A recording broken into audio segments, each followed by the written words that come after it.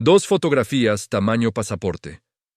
Dos rostros de mujeres jóvenes, encontradas no por las fuerzas federales que ejecutaron el operativo más importante de la última década contra el narcotráfico mexicano, no por los peritos que supuestamente procesaron la escena, no por los investigadores de la Fiscalía General de la República que custodiaban el inmueble.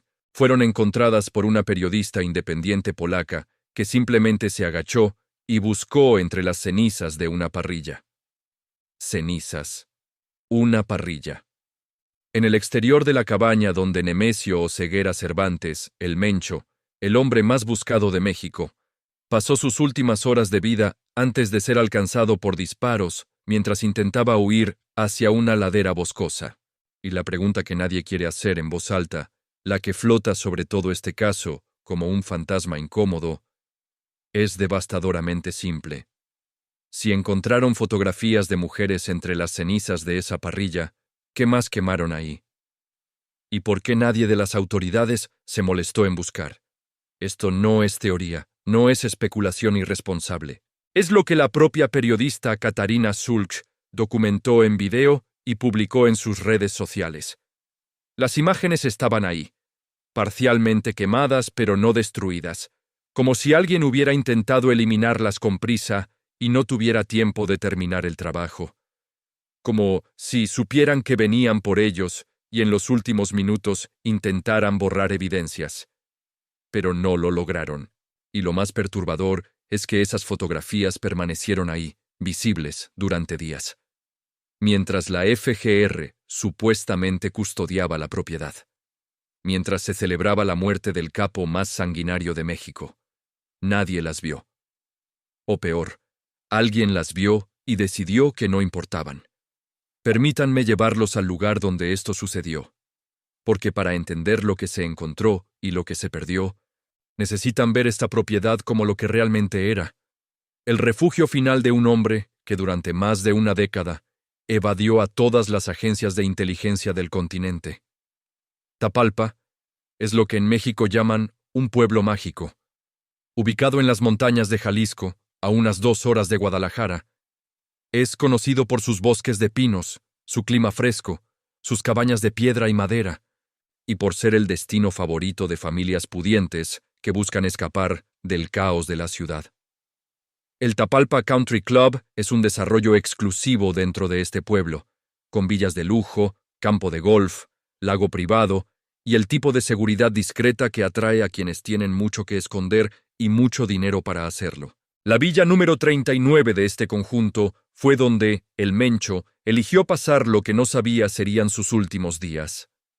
2 pisos, fachada de piedra, techo de tejas rojas, grandes ventanales con vista a jardines cuidadosamente mantenidos, rodeada de bosques donde el silencio es tan denso que puedes escuchar tus propios pensamientos. El tipo de lugar donde un hombre acostumbrado a la paranoia podría, por unos momentos, sentirse seguro. Y ese fue su error. La investigación que llevó a las autoridades hasta ese inmueble no vino de tecnología satelital ni de interceptaciones sofisticadas. Vino de algo mucho más humano y mucho más antiguo. El seguimiento de un colaborador cercano a una de las parejas sentimentales de Oseguera Cervantes. Porque incluso el hombre más cuidadoso del mundo tiene debilidades. Y las debilidades de El Mencho no eran las drogas, ni el alcohol, ni la ostentación pública. Sus debilidades tenían nombres, rostros y conexiones que eventualmente lo delataron. El 24 de febrero de 2026, fuerzas federales ejecutaron el operativo. Los detalles precisos de la incursión siguen siendo clasificados, pero lo que sabemos es suficiente para reconstruir los últimos minutos del capo más buscado de América Latina. El Mencho intentó escapar por el jardín trasero. Hay una ladera boscosa detrás de la propiedad, el tipo de terreno donde un hombre desesperado podría pensar que tiene oportunidad de perderse entre los árboles. No la tuvo. Fue alcanzado por disparos. Y mientras lo trasladaban en helicóptero, probablemente hacia instalaciones médicas donde pudieran estabilizarlo e interrogarlo, murió. El líder del cártel Jalisco Nueva Generación, el hombre cuya organización había desafiado al Estado mexicano con una brutalidad sin precedentes durante más de una década, dejó de respirar en algún punto entre las montañas de Jalisco y el cielo mexicano. Sus restos fueron enviados primero a Morelia, después a la Ciudad de México, donde la Fiscalía General de la República confirmó su identidad. Finalmente fueron entregados a sus familiares, quienes los sepultaron en el recinto de La Paz, en Zapopan. El hombre más buscado del país terminó bajo tierra como cualquier otro mortal. Y entonces comenzó algo que nadie esperaba. En lugar de sellar la propiedad por semanas para un procesamiento forense exhaustivo, en cuestión de días periodistas y reporteros estaban entrando al inmueble como si fuera un museo. La presidente Claudia Sheinbaum atribuyó la responsabilidad de este acceso exclusivamente a la FGR. Exigió explicaciones sobre por qué se había permitido la entrada. Y el secretario de Seguridad y Protección Ciudadana, Omar García Harfuch, anunció que la FGR investigaría la veracidad y contexto de todos los indicios encontrados. Pero el daño ya estaba hecho. Hablé con una fuente que participó en operativos similares y que me pidió total anonimato. Lo que me dijo fue devastador en su simplicidad. El objetivo era neutralizar al Mencho, me explicó. Lo logramos. Pero la prisa siempre cobra factura. Debimos haber sellado esa propiedad por semanas. En cambio, 3 días después, entraban reporteros como si fuera museo. Y fue uno de esos reporteros, específicamente la periodista independiente Catarina Zulk, quien encontró lo que los investigadores oficiales aparentemente no vieron, o no quisieron ver. Permítanme ahora llevarlos al interior de esa propiedad, nivel por nivel, detalle por detalle.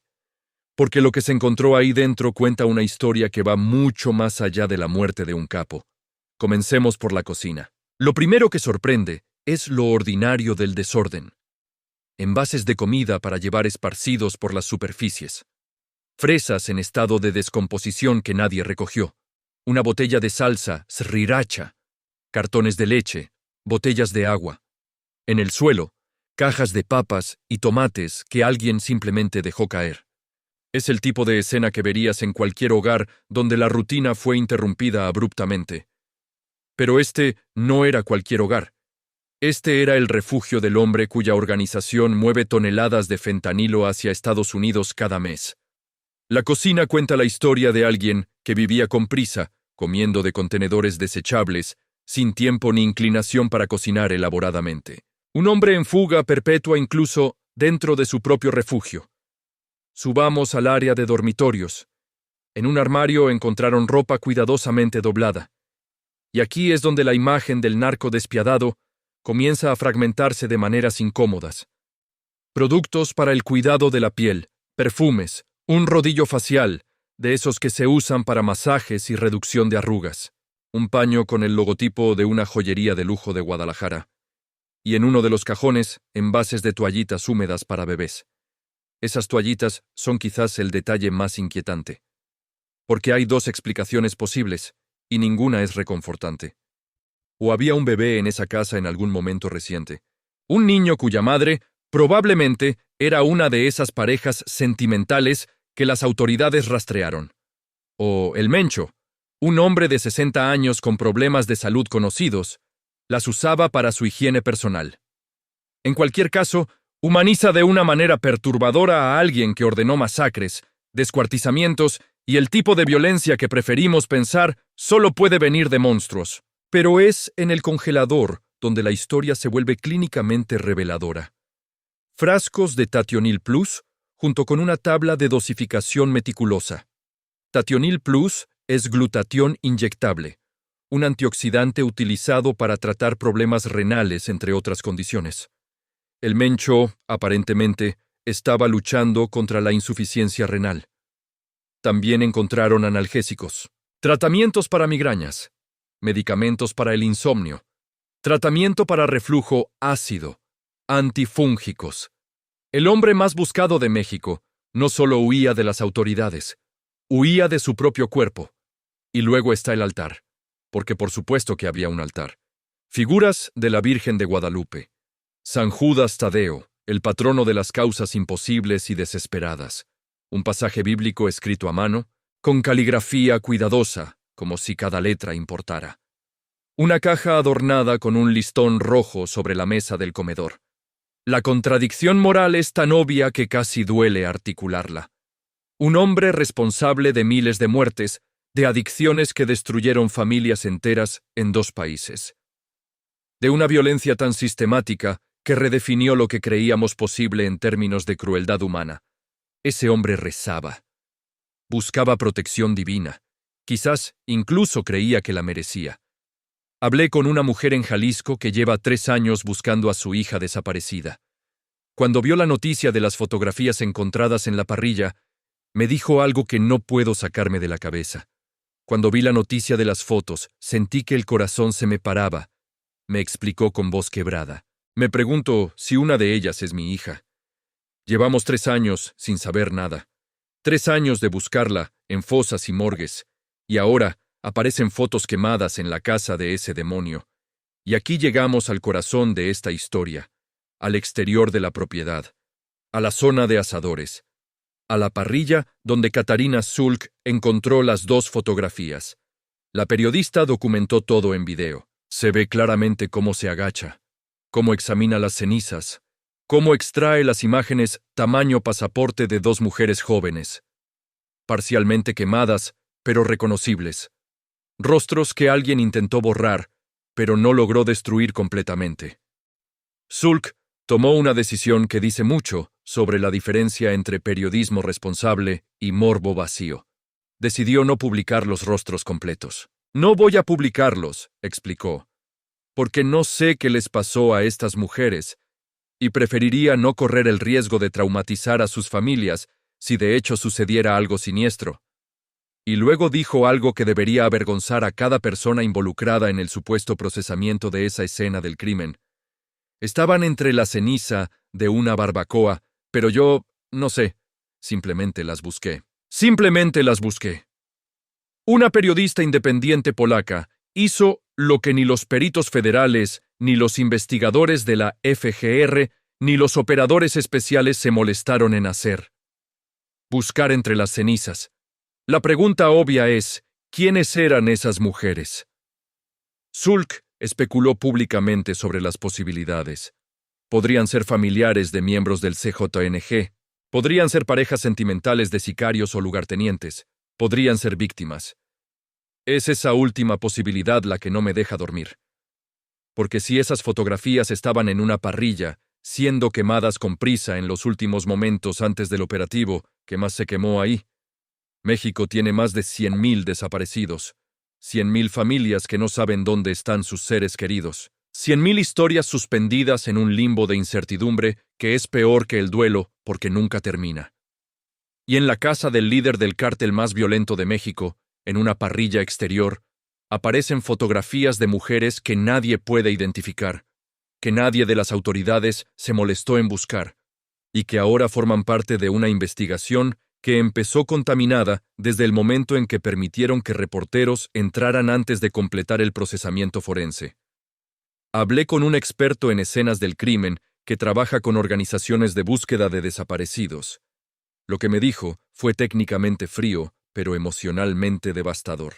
Una parrilla de carbón alcanza temperaturas de entre 200 y 300 grados centígrados, en uso normal, me explicó. Suficiente para destruir fotografías, suficiente para carbonizar tejido blando, no suficiente para destruir completamente hueso. Si quisieran verificar que esa parrilla se usó solo para asar carne de res o cerdo, necesitarían análisis de residuos, cenizas, fragmentos, ADN si queda alguno. Pero ese análisis requiere que la escena esté preservada, y por lo que entiendo, eso no sucedió aquí. Eso no sucedió aquí. Permítanme ser absolutamente claros sobre lo que esto significa.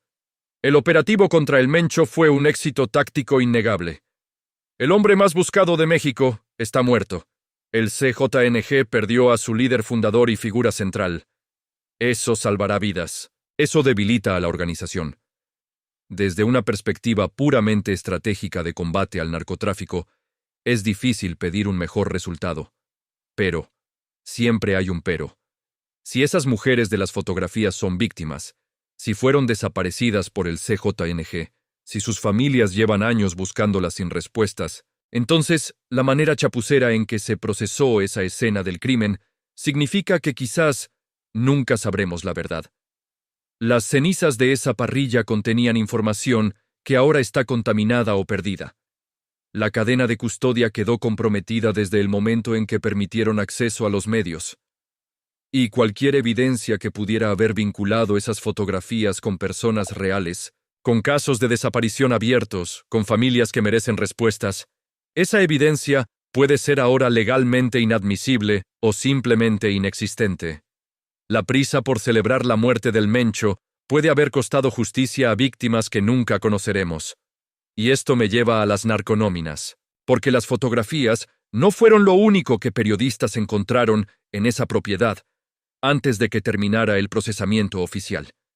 También encontraron documentos, listas, registros que supuestamente muestran pagos a funcionarios públicos y policías. El secretario Harfuch anunció que la FGR investigará la veracidad de estos documentos y que si se encuentran pruebas de colusión, se abrirán carpetas de investigación. Pero pensemos en esto por un momento. Si esos documentos son auténticos, contienen nombres de personas que durante años protegieron al Mencho. Personas en posiciones de autoridad que tomaron dinero del cartel a cambio de mirar hacia otro lado. Personas que quizás sabían de esas mujeres en las fotografías y nunca dijeron nada. Y esos documentos ahora están contaminados por la misma cadena de custodia rota que afecta todo lo demás encontrado en esa propiedad. Un vecino de la zona que accedió a hablar conmigo bajo estricto anonimato me pintó un cuadro que explica mucho. Sabíamos que vivía alguien importante ahí, me dijo. Camionetas de lujo, guardias, gente entrando y saliendo a cualquier hora. Pero nadie pregunta nada aquí. Preguntar es peligroso. Nadie pregunta. Preguntar es peligroso. Esa frase resume perfectamente el pacto de silencio que permite que capos vivan en condominios de lujo durante años sin ser molestados, que permite que mujeres desaparezcan sin que nadie denuncie, que permite que fotografías se quemen en parrillas mientras vecinos cierran cortinas y suben el volumen de la televisión. Y entonces llega la autoridad, mata al capo, celebra la victoria, y en la prisa por cerrar el caso, deja que periodistas caminen por la escena del crimen encontrando lo que los investigadores oficiales pasaron por alto. Hay quienes argumentarán que estoy siendo injusto, que el objetivo era el Mencho, que lo lograron, que las preguntas sobre las fotografías y la parrilla y las posibles víctimas son secundarias frente al logro estratégico de eliminar al líder del CJNG. Y entiendo ese argumento. Lo entiendo profundamente. Pero no puedo aceptarlo, porque cada una de esas 100,000 familias que buscan desaparecidos en México merece que cada pista sea investigada. Cada fotografía quemada merece ser identificada. Cada ceniza merece ser analizada. No porque vaya a cambiar el resultado del operativo, sino porque la justicia no se mide solo en capos eliminados. Se mide en respuestas dadas, en verdades reveladas, en familias que finalmente pueden enterrar a sus muertos y comenzar a sanar. Las dos mujeres de esas fotografías tienen nombres, tienen historias, tienen madres que quizás las están buscando ahora mismo, revisando fosas clandestinas, tocando puertas de morgues, publicando sus rostros en redes sociales, con la esperanza de que alguien las haya visto. Y esas madres merecen saber si sus hijas terminaron en la casa del Mencho. Merecen saber qué les pasó. Merecen cerrar el capítulo más oscuro de sus vidas con algo más que especulación e incertidumbre. Pero gracias a cómo se manejó esta escena del crimen, quizás nunca lo sepan. Quiero que piensen en algo antes de terminar. Mientras ustedes escuchan esto, probablemente en la comodidad de su hogar hay una madre en Jalisco que esta noche no va a dormir, que va a revisar otra vez las fotografías borrosas que publicó la prensa, tratando de reconocer algún rasgo familiar en esos rostros parcialmente quemados, que va a rezar, quizás a la misma Virgen de Guadalupe que el Mencho tenía en su altar, pidiendo una señal, una respuesta, algo que termine la pesadilla de no saber. Y hay funcionarios de la FGR que esta noche sí van a dormir, que van a redactar comunicados explicando que la investigación continúa, que van a delegar responsabilidades, que van a esperar que el ciclo de noticias avance y que la historia de las fotografías quemadas se pierda entre los titulares del día siguiente. La pregunta que quiero dejarles es simple pero incómoda. Si ustedes tuvieran una hija desaparecida y supieran que fotografías de mujeres fueron encontradas en la casa de un capo, quemándose en una parrilla, ¿qué esperarían de las autoridades? ¿Esperarían que celebraran la muerte del capo y siguieran adelante? ¿O esperarían que cada ceniza fuera analizada, cada pista investigada, cada posibilidad agotada hasta encontrar respuestas? El Mencho está muerto. El CJNG sigue operando bajo nueva lideranza. El fentanilo sigue cruzando la frontera. Las desapariciones continúan, y 2 fotografías de mujeres que nadie ha identificado permanecen ahora en algún archivo de evidencias, esperando un análisis que quizás nunca llegue. Si esta historia les pareció importante, si creen que más personas deberían conocerla, compartan este video. Marquen que les gustó. No porque me importe el algoritmo, sino porque cada persona que ve esto es una persona más que pregunta. Una persona más que exige respuestas. Una persona más que se niega a aceptar que la muerte de un capo es suficiente cuando hay víctimas sin nombre esperando justicia. Y mañana, si ustedes me lo permiten, voy a seguir rastreando lo que sucede con esas narconóminas. Porque si esos documentos contienen nombres de funcionarios que protegieron al Mencho durante años, si hay policías y burócratas que tomaron dinero mientras mujeres desaparecían, entonces esa historia apenas está comenzando. Cuídense mucho. Nos vemos pronto.